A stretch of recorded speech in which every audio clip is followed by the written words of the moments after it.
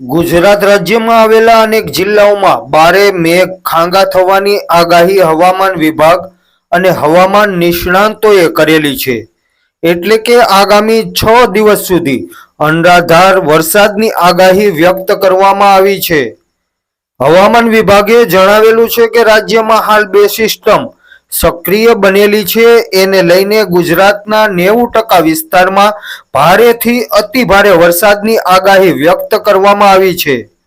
જેના કારણે દક્ષિણ ગુજરાતના સુરત, નવસારી, વલસાડ, દમણ અને દાદરા અને નગર હવેલીમાં અતિ ભારે વરસાદ સાથે રેડ એલર્ટ જાહેર કરવામાં આવેલ છે।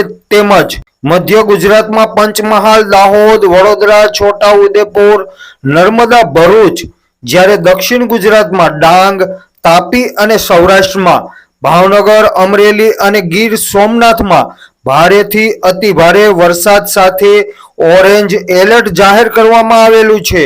ગુજરાતમાં સૌરાષ્ટ્ર અને કચ્છમાં અતિ ભારે વરસાદ બાદ હવે દક્ષિણ ગુજરાત, પૂર્વ ગુજરાત અને મધ્ય ગુજરાતના કેટલાક વિસ્તારોમાં વરસાદનું જોર વધી રહેલું છે। છેલ્લા 24 કલાકમાં દક્ષિણ ગુજરાતના તાપી, નવસારી, સુરત અને વલસાડ જિલ્લામાં અતિ ભારે વરસાદને પગલે આ વિસ્તારમાં જનજીવનને વ્યાપક અસર પહોંચેલી છે। આ આગાહી અનુસાર સૌરાષ્ટ્ર, કાઠિયાવાડ સહિતના વિસ્તારના લોકોને સાવચેત રહેવાની સૂચનાઓ આપવામાં આવેલી છે।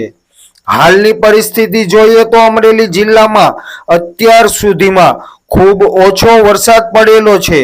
જિલ્લાની મોટાભાગની નદીઓમાં નવા નીર હજી સુધી દર વર્ષની સરખામણીમાં ખૂબ ઓછા આવેલા છે। ત્યારે નદીઓ કદાચ આ વરસાદથી ગાંડી તૂર બને તો નવાઈ નહીં। ચોમાસાની સિઝનનો રાજ્યમાં અત્યાર સુધીમાં 54.88% વરસાદ વરસી ચૂકેલો છે। કચ્છમાં સૌથી વધારે 75.67%, તો સૌરાષ્ટ્રમાં અત્યાર સુધીમાં સિઝનનો 73.66% વરસાદ વરસી ચૂકેલો છે। દક્ષિણ ગુજરાતમાં ચોમાસાની સિઝનનો અત્યાર સુધીનો વરસાદ 66.49% વરસી ચૂકેલો છે, તો મધ્ય ગુજરાતમાં 34.37% અને ઉત્તર ગુજરાતમાં ચોમાસાની સિઝનનો અત્યાર સુધીનો માત્ર 29.61% વરસાદ વરસેલો છે।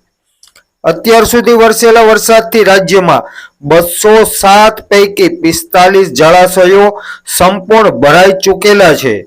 સૌરાષ્ટ્રના 35, કચ્છના 6, તો દક્ષિણ ગુજરાતના 4 ડેમો છલોછલ છે। સરદાર સરોવર ડેમમાં હાલ 53.67% જળ સંગ્રહ છે।